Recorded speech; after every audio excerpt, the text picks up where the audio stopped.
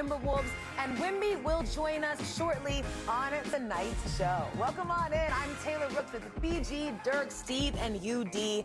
And it is another night that we are sitting here talking about the absolute brilliance of Victor Wembanyama. Watching him tonight was incredible. The way he willed his team to this win, Steve. Incredible. I mean, what can we say? He got 39 points, 15 rebounds, 5 blocks. We saw the names there. Hakeem, Shaq. I mean, this is the type of company he's in his first playoff experience. We know the defensive, prowess. We know that his length inside, he makes some uncanny plays around the basket. And then he says in the fourth quarter, all right, how about I just step outside and make some threes? So it's tough. Pretty prodigious performance from Victor. Yeah, I mean, I was just impressed with his poise. Like, he just sort of took that game in stride. It never seemed like he got a little bit too sped up. The physicality didn't seem to bother him. He just sort of took what the defense was giving him, and sometimes that was a pass, sometimes that was just setting a screen, rolling, being around the rim. He also got his hand on so many rebounds that he probably shouldn't have taken rebounds down with one hand. I was just impressed with just his ability to sort of be the calming presence on that team for such a young player. We heard Candace talking about it in the broadcast, but just that he is kind of growing up in front of our eyes throughout this playoff series. How are you seeing that maturity show, UD? Just the patience offensively, like the guys talked about, a little bit in the high post. I think he was premeditated when he was making his moves. When he was going to spin, and the spin wasn't actually there. So now he's reading and he's reacting. He's making the right play. If he doesn't have the shot, he's spraying it out to other guys. And defensively, his patience defensively, he's waiting for these guys to actually commit before he goes and blocks the shot. So he never has an early rotation where he just gives up a wide open shot to somebody. He waits for you to commit to the shot, and then he goes and blocks the shot. So as an offensive player, you have to change your mindset. And these guys have to get in the film room. You need to start focusing on dribbling up, dribbling out, dribbling through. Once you dribble through, you get a cutter to the basket. Wemby can't be everywhere at all times. So this is something that I think they need to look at going into the next game. Or can he? Probably possibly can. He possibly can. I think this is a must-win for them. Obviously, losing home court advantage there in game one. He set the tone early with an unbelievable start, and he finished the game. You knew at some point his three ball was going to fall. He was off in the first 2 games. He looked comfortable today. But just an incredible all-around performance. For me, he's playing more minutes now than he did in the regular season. He's holding up fine. He had the stamina today to finish the game. Sometimes we saw him in the regular season, in the fourth, he's kind of pumping his arms. He looks a little tired, but he didn't look tired today. He was incredible. He finished the game with some incredible plays on both ends. So hats off. Let us see him run again, Dirk. Yeah. He keeps him tucked. He keeps him tucked, though. He keeps him tucked. No wasted movement. He had 39 points, a playoff career high, the most by a Spurs player since Kawhi in 2017. Those Spurs just got a Honda. Spurs just keep getting lucky. We getting Timmy Duncan back then, right before I got in the league, and he was great for 20-something years, and now they got another game changer and franchise changer for the next decade plus. So. Yeah, I'm a little bit mad about it. You guys got the #1 pick last year. What are we doing? Cooper Fleck. Yep. This is true. Rookie of the year. This is true. This is true. Cold envelope. Now, Wemby is one thing, of course, but the future of the NBA is bright. We know they lost the game with Anthony Edwards. Also, great performance in this one, BG. Yeah, he was great. I mean, it was nice to see him get sort of regular minutes starting. At times he looks good offensively. I think with the ball in his hand, he's going downhill, but it does seem like defensively he's moving a little bit gingerly. Could just be me, but I noticed certain times tonight. So it's definitely still affecting him, but I mean, to come out and have the performance that he did on what I guess he'd call 60%, which I would have loved that 60%. But I mean, you're clearly seeing Minnesota just banged up. DiVincenzo's such a bright spot for them, and Io's probably not 100% as well. So it's tough. I mean, it's tough to go against the #2 team in the West and possibly the second best team in the NBA, not fully healthy. I still like what the Spurs are doing with Ant. They're making it hard on him. They're trapping him sometimes up in half court. They're mixing it up. I mean, he was brilliant at 32 today, but really a hard 32. Took 26 shots. After the first quarter, he was 8 for 20 for only 19 points. And everything you saw there, two guys were around him. He had to float. He had to lean. They got the ball out of his hands some. So they're basically saying you're shots are tough, and you're not beating us solo. So that's a good game plan by the Spurs. They also had a really slow start. Remember, they didn't make their first shot of the game until just over 5 minutes left in the first quarter. UD, you're always talking about where you start, that's how you're going to finish. Yeah, that was all self-inflicted. The ball wasn't moving, the ball was sticking, and I think if you don't move San Antonio from side to side offensively, you're not going to get a good shot. The goal is to break these guys down over a 48-minute game. So if you come down and you get a shot off in the first 10 seconds, the defense did not have to worry. You were 8 for 24 or 25 in the first half in the first 10 seconds of the shot clock. So you're not making these guys work. When you make these guys work, move side to side, Wemby has to rotate, they have a better chance of getting a quality shot and also getting an offensive rebound if you don't get the shot. So you control the boards tonight. You did well offensive rebound. Where I would be concerned if I'm Minnesota is they're beating me at my own game. San Antonio is beating me at my own game. The last game they had 58 points in the paint. This game they had 46 points in the paint.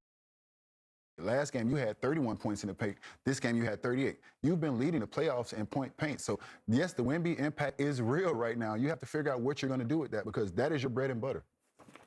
Tons of pressure on Ant. I mean, I know he's not 100%, but, like, he's the one guy that can get a quality shot time and time again. That's why they're blitzing him or soft trapping him, letting other guys get some space because Wemby's back there. So, you know, very tough task for him, especially coming off an injury. So we'll see how he holds up, see if they can squeeze one out at home here, because if they don't, I mean, obviously it's going to be back to the drawing board in the summer for this franchise. Yeah, and I agree. And in that instance, Julius Randle got to be a little better, you know. He was incredible, I thought, as a finisher in game one, had some big baskets floating to the left.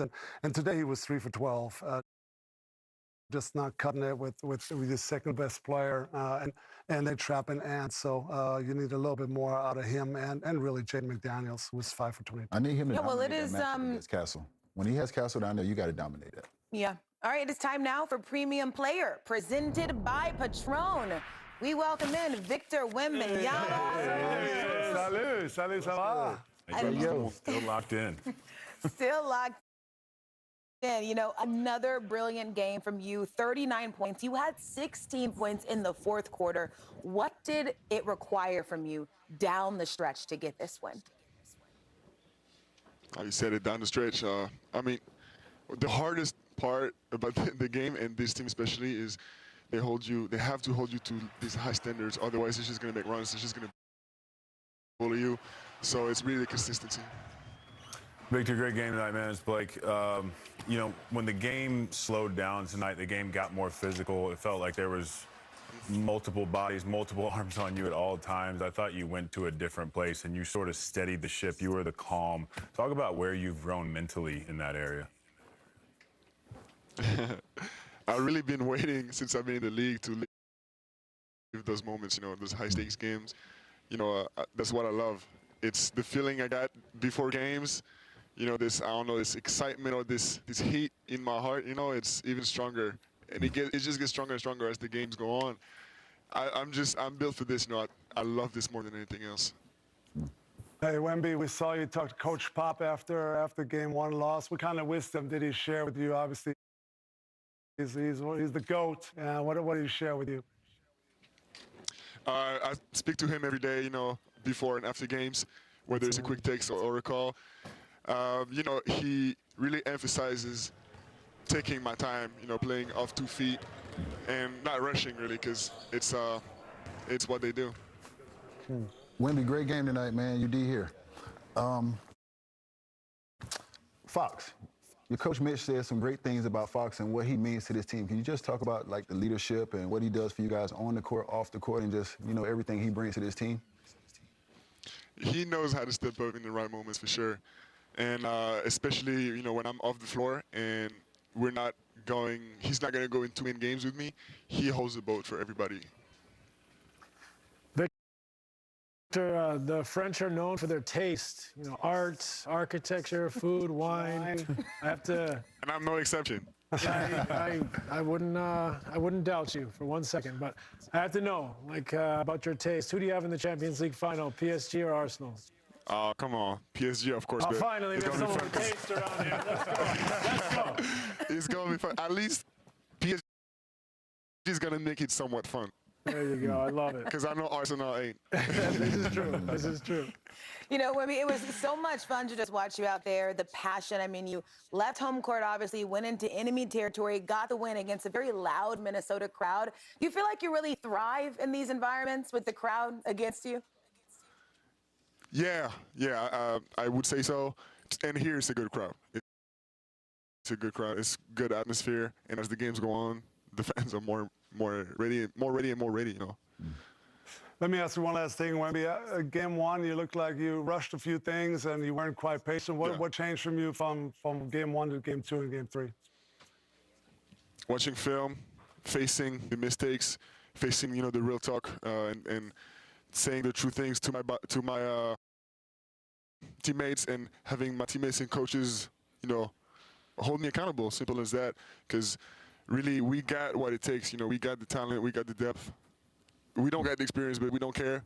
And, we need to apply. And we can go to the very top if we play like tonight consistently. Wow, we don't got the experience, but we don't care. I love it. Yes, Great win, Wemby. Thank you so much for joining us. Thanks, Wemby. Good luck. Keep that fire. All right, we just checked in with the Spurs, of course. Now let's check in with the Minnesota Timberwolves and Chris Finch, who's at the podium. Chris, I'm not sure I've seen players hold a referee back from their head coach before. Pretty unprofessional, huh? Well, could just kind of tell us I through wanted what the happened? timeout. Yeah. And I had called it 3 seconds earlier, and I wanted the timeout, and I said I want my 3 seconds back. And so, and because he clearly heard me, he looked my way, ignored me, went on with the play, and then gave me the almost cost us a turnover. And then he lost it. Then I went to ask him where the ball was going to be taken in, and he was screaming at me for that. So completely unprofessional behavior by him. Hey, I mean, I've never seen that. I've never seen a referee follow a coach. I want my damn 3 seconds back too. Playoff game. Hey, Tony Brothers is one of a kind, though. Let's just leave it there. He is. Go ahead, BG. I mean, I thought that was completely wrong. At a certain point, I know officiating is an incredibly hard job, and everybody's always mad at you, but I've never seen an official go at a ref like that. I mean, an official go at a coach like that. And then to follow it up again, to be honest, I thought Tony was out of line. Charity This is a boxing lot. match? Me and Tony? Sure. All right. I'll take Chris Finch, too. 2 versus 1. Yeah, I mean, the follow, it felt very intense. I mean, I'm glad Chris Finch was able to speak his piece about it on the podium, Dirk. Yeah, I figured, in the heat of the emotion, you can yell one time at each other and then both go each other's way, but keep following. Then Finch came back, and then Tony Brothers came back, and it was too much. It's a distraction we don't need. You have a big timeout, go talk to your team. That was too much, and probably wrongs on both sides, but Emotions I flaring. think an official's job, though, is to de-escalate, right? Yeah. Like, just coach, players play. Everybody's Tony, got. though, but, There's a lot of alpha males out there. It's a lot of high testosterone. Emotions are high. I feel like Tony was definitely wrong, but there's an opportunity after the game to go by his office or send a note or a text or reach out. Hey man, emotions was high. My bad. Nah, Tony probably ain't gonna do that. But I'm just saying there's an opportunity there because we all understand emotions are high in the playoffs. Trust me, I done did some things in the playoffs. Games that I'm a little ashamed of too. It's part of the emotions and it's part of the game. All right, well, as you can tell, we're just getting started here on NBA Nightcap. When we come back, more on the Knicks. Big win. All right, the Knicks and the Sixers had a good one tonight. It was game 3 in the first quarter. Sixers led by 3 on the break here. Get it. Beach. Little VJ Max. Next possession. Maxine Edge going right back. Again. Sixers led by 7 after that. Second quarter. Knicks now within 2 on the break. Champ. How about the way Jordan Clarkson's been playing? Just Big. Turned into a hustle guy. Definitely. Offensive rebound. Come on, Mitch. Well, Steve is just abbreviating everyone's name, so if you MR. Rob. look at that young Sixers fan there. Fourth quarter, Josh Hart to Mikal Bridges for the turnaround jumper. Shots for the Knicks now. Our guy Kyle not happy. I don't know, Kyle. We don't know what they're doing either. Same question I got. Brunson drives in and gets a shot off the glass. Unreal. Then the Knicks just close this one out. They're up 14, and on the break, Brunson dishes to Bridges for the lay-in. The playoffs, man. Come on, man. Tracy Morgan's happy. Lisan Al-Gaib is happy. Nice. Mikal Dune is... reference. Hey, she does it all. Little deer. Kelly Oubre talked about the Knicks after the loss.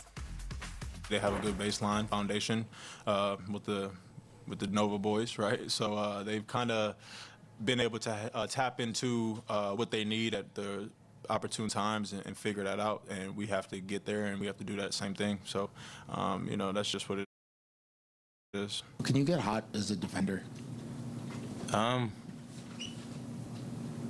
Sure, but maybe just our team defense just going up another notch as well. Jalen's laughing at my question. The best part that I've seen about Mikal is from the first time I met him to now, his work ethic. Obviously, defensively, he creates havoc on and off the ball, but he's definitely grown as a player every single year. You get in a situation like this, I mean, all you can do is try to get the next one and then see what happens, right? I mean, I know that's pretty obvious, but it turns to, if you can get one, it turns to 3-1. Wemby was dominant tonight in the Spurs win over the Timberwolves. 39 points, 15 boards, 5 blocks as San Antonio took a 2-1 series lead.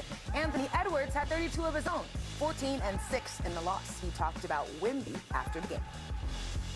But it seems like you have multiple times per possession where you're driving and kicking, but that's a little bit different than the regular season and this opponent. Like, what is that kind of like mentally to stay focused on drive and kick over and over? I mean, they got somebody who's 7'6" on the floor, and he takes up a lot of space. So just trying to, figure out ways to find an open man around him, because in the paint he's just everywhere. So just trying to, like I said, find ways to find somebody who open. Yeah, I feel like we had a good dose of that throughout the whole game. I think, like I went in the locker room and told the guys, like, we had a bunch of great looks. I feel like we had a bunch of great looks, and if we make our shots, we win this game. I love how so many answers just like, they've got Wemby. 7'5", 7'6". Yeah. I mean, the scary part is that he's learning on the fly, like UD said, and Blake said. He knows, like, I don't need to go for this one. I can scare him here. I can stay at home. I don't have to get into rotation. So that's the hardest part here, is that he's getting better and processing every game. How often have you seen a guy like this? We've seen him just get better visually, like easily see him get better as the season's gone on. He was already really good. Yeah, I think the Wolves adjusted good, though. In the first quarter, I felt like they were pushing a little bit, and then they realized, okay, the corners are open, especially if, obviously, he was on Naz Reid, on Randall. The corners are open, and there's good shots to be had because Wemby is coming. Yeah, very, very impressive win. All right, coming up next. All right, this week with the Spurs and the Western Conference demise, David Chang took a trip to San Antonio, paying a visit to Spurs legend, NBA champion, and longtime Spurs TV analyst Sean Elliott to learn more about the franchise that has built a sustained tradition of winning, the foundation of Spurs culture established by Greg Popovich, and, of course, to do some cooking. Says his teams with beautiful gowns. No one knows that. I mean, that's okay, no beautiful gown. San Antonio away. Enjoy each other's success. Great piece. Yeah. There you go. Nice way to put San a button Antonio away. on it, Enjoy UD. one another's success. That's incredible. Thanks, UD. I appreciate it. All right. Well, don't go anywhere, because you're not gonna want to miss what's next. Ooh, oh boy. What could that be? What is next? Hey. Are you guys nervous? Yes, I am. Yeah. I'm totally nervous. What are we talking from that? But you guys played through it. You played through whether it was missed shots. Our offense early on felt a little bit like game 2, where there was a lot of money left on the table, points that looked like we felt like we were right there to get, and we just didn't convert for whatever reason. We'll continue to look at the tape and break it down. But the toughness and the togetherness you guys showed throughout the game was what got the job done. and that's a credit to everybody. The bench is great as well. It's a fine job. Great stuff. Mitch Johnson has done an incredible job so far this season. So good stuff there from the Spurs locker room. You know, lately here at Stage 11, we have been having some fun with the teleprompter. And earlier during the break, we played a little joke on our great friend Dirk. Take a look. Want to catch up on tonight's highlights and tap into more unbelievable playoff action? Hey, that's messed up. Wow. You Like guys Dirk are said, good. you get the NBA app to watch tomorrow's game, starting with the Pistons versus the The Cavs. teleprompter went black on me. Okay, I'm back. You just have to let everyone know that. Man, I read it. wow. Let Hey, him know. Dirty. What is happening? Hey, man, snitching? Are we actually live? It was a joke. We're not actually live. I do have to say, though, all jokes aside, Dirk, incredible there. You didn't panic. You just were like, teleprompter or not, it was a joke. I didn't know if you would just freeze. I just Check had the that drawers. experience 2 weeks ago at FIBA when the teleprompter didn't work at the Hall of Fame thing, so I kind of... Fame. You know. Same Been there, done that. Been there. I have some experience. Yes. Second time, yeah. He's grown, he's mature, but we are not going to leave Dirk all alone because we don't do that here. Everyone is going to do a live prompter read. Yes. Man, I'm out We here. went ahead. I like it. We went ahead. We wrote some things for you guys. BG, you are up first. Where's my camera? Where's his camera? Hi, I'm Blake Griffin, but you already know my name because I'm in every commercial during every NBA game. But did you know that I also love to golf? I do it all. They call that versatility. Yeah, BG! Push it up. Well, versatility instead of versatility. Good stuff. Shenanigans. Bravo. All right, Shenanigans. Go to shenanigans. I gotta say, Now I got another word. UD is so mad that we're doing this right now. UD, you're up. Hi, Udonis Haslam here. You may not know this. Wait, yeah, you can tell me to look over here. I can look at down right there. Look this right is here. messed This- up. Which I'm with camera you. is I'm with this? you, UD. Start it over. I'll look Start at this one. UD's From the over, top. please. I want to look Thank right there, you. Tapper. That's closer. But I'll take that one. Okay. Hi, Udonis Haslam here. You may not know this about me, but I love reading from the teleprompter. What you do know is that I am a proud Florida Gator chomp. Oh, and a fun fact, while I was in college, I had a pet snake named Tango. Yes, I did. How y'all know that? By the way, bravo. Bravo. I can't see that far. By the way, any story behind the pet snake being named Tango? Yeah, Tango and Cash, the movie with That's what they- Sylvester Stallone and Yep. that guy. That's old school. Very nice. You had a snake. Love to hear 7-foot that. Burmese python. Wow. Wow. The I more missed you it. know. Steve Nash, All right, here we go. you're up. Hi, it's your boy, Steve Nash. You may know me from winning most of the nightcap competitions on this show. But did you also know that my MT Rushmore of German basketball players is Henning Harnisch, Patrick Femmerling, Adamola Okalija, and Holger Haji Gershwinder. Oh my gosh, broadcasting pros. I love that. Good inside joke. What a there, guys. squad. Do I get Wait, another yeah, one? what is that? Do you want another one? Send us out. Say goodbye. That's it for us. Dirk, BG, Steve, Taylor, UD. Thank you guys for watching. We'll see you Monday. And the Thunder versus the Lakers. Good night, everybody. Nice. Monday.